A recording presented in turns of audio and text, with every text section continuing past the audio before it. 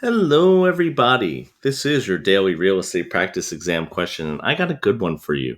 This was sent in by a couple students have sent this in actually, and the situation is this is again from memory of a question that might be on a test. So I don't have the exact answer, and I do not have the exact wording potentially. However, I think the idea of it and what is in the question is good, and we got it flushed out enough. So let's read this one. It says in a 1031 exchange, which is not allowed: A two-family house for a mobile home, B, a small apartment complex for an industrial building, C, a multifamily home for a small apartment building, or D, exchanging a lake house for a residential building. So here's what I'm going to do. I'm going to give you the best answer that I possibly can with an explanation as to why I think that's the answer. So, a 1031 exchange is a way for investors to defer the taxes that they would receive on capital gains. So, what is capital gains? Well, basically, that is, let's say you paid $200,000 for a home, okay? And that was an investment property, and then all of a sudden you're turning around to sell it and you're selling it for 300,000. Well, you have a gain of 100,000. Okay? So you would be taxed on that 100,000 as capital gains.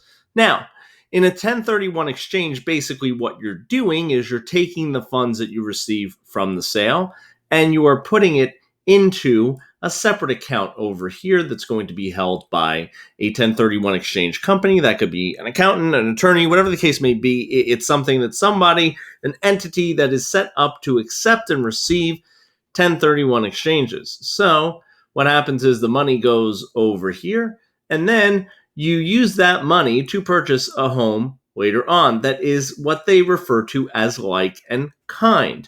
So that means that it's open for interpretation. It doesn't have to be exact, okay? It doesn't have to be exactly the same, okay?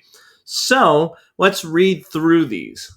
Exchanging a lake house for a residential building. I'm going to cross that off. You guys really struggled with that one because you were like, oh, lake house is a vacation home. There's nothing in this answer that's saying to me that that is a vacation home, okay? So all I see is a lake house, a house on a lake, and a residential building.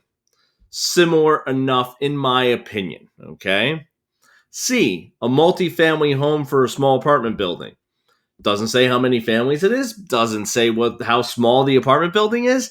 I would say that that would qualify as a similar scenario. Next one, small apartment complex for an industrial building. Again, I'm looking at this and I'm saying that is similar enough. So the one that sticks out to me, the one that I would say is not allowed, is a two-family house for a mobile home, because we do not have any information in regards to is that mobile home does that mobile home have a foundation? Is that actually going to be able to be considered real property? Because in this one, I'm looking at it as real property, and that is being used to purchase an automobile, because that's what they would consider a mobile home that is not does not have a foundation. So, guys, I hope you like that. I hope you understand why I chose the answer that I did. And if you like what I do, hit that like button, hit subscribe, and I'm going to see you real soon.